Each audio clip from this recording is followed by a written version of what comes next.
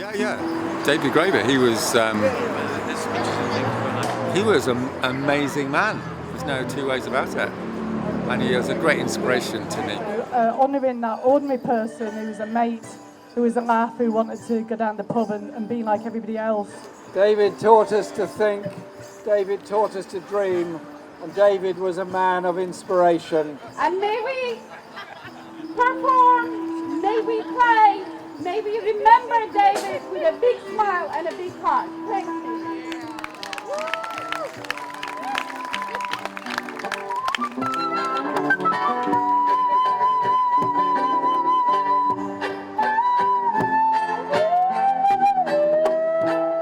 We are here, but we're also most certainly there in New York, Rojava, Japan, and the ZAD. And in all points between, there is joy to be had. So let's read, and let's laugh, and let's sing, and let's cry.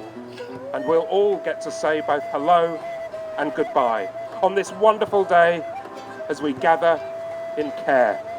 We say, David, your presence is felt everywhere.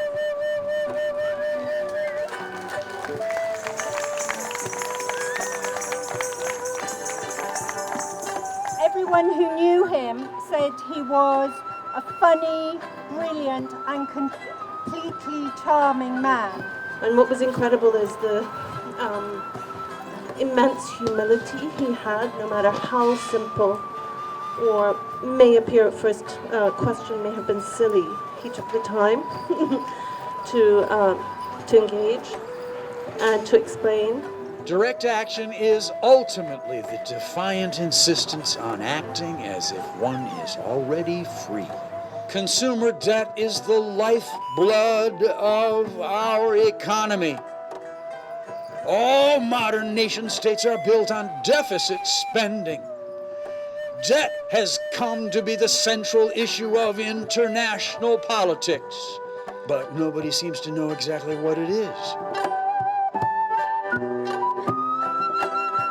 And I talked about how it would be really good to try and bring together some of the great expertise that's out there in terms of understanding how insanely irrational and destructive this economy is, and how available the solutions are.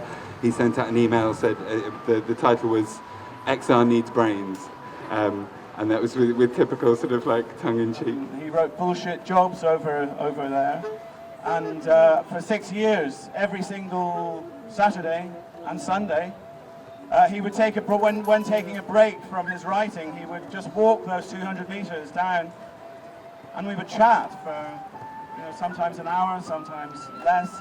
He would get his dinner, he would get a coffee, he would come and chat with me.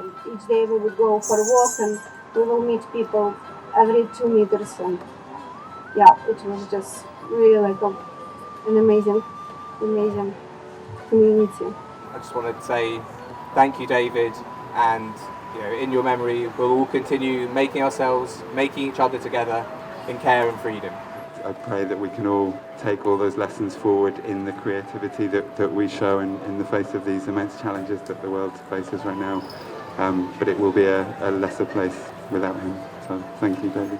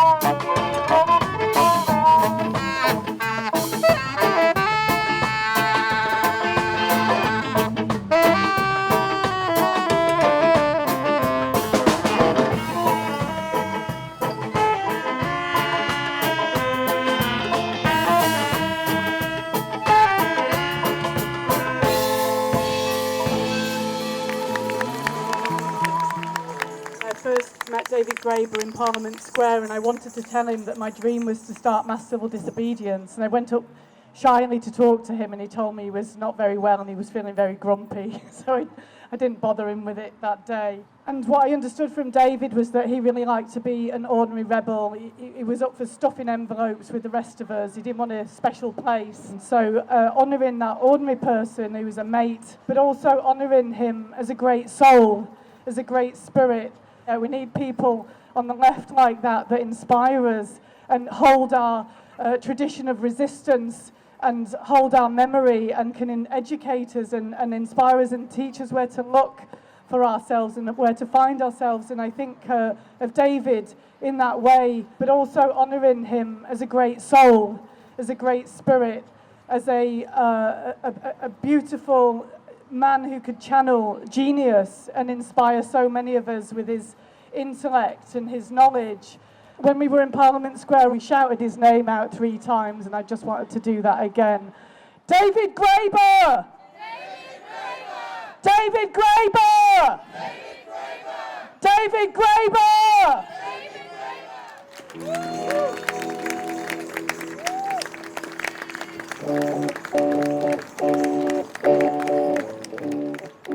This is a song for heroes. Medals, none, no honors from the Queen knows. This is a song for heroes, a song for those who do what won't get done. It's those for whom the selfless fight. It's what they do, and they don't think twice, or even once. Do let's be precise. Those heroes.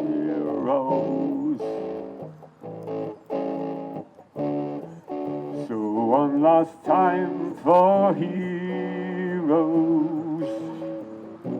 a song for those, a song for one, no more unsung. This is a song for heroes. This is a song for heroes. Care Freedom song for heroes. Care Freedom song for heroes. Care Freedom. I was thinking that David actually followed in the tradition of William Morris, who said everything should either be beautiful or useful. If it wasn't either, you shouldn't have it and shouldn't make it and shouldn't use it. His loss to us is huge, but his inspiration to us is enormous. I want to read a little bit of Pirate Enlightenment, or The Mock Kings of Madagascar. For about 100 years, from the end of the 17th century towards the close of the next, the east coast of Madagascar was seen of a shadow play of storied pirate kings, pirate atrocities, pirate utopias, rumours of which shocked, inspired and entertained the cafe and pub-going populations of the North Atlantic world. There is absolutely no way, from our current vantage, to disentangle these accounts and establish a definitive narrative of which were true and which were not. Some clearly weren't. The great kingdom created in Madagascar by Captain Henry Every and his 10,000 pirate henchmen, which in the very first decade of the 18th century many in Europe believed was on the verge of establishing itself as one of the world's preeminent naval powers, did not actually exist. That's the opening of his book. David, thank you for what you did in your life. Thank you for the inspiration you've given us. And thank you for opening our minds to what we have to make possible in order to make possible the survival of ourselves and our planet. Thank you very much.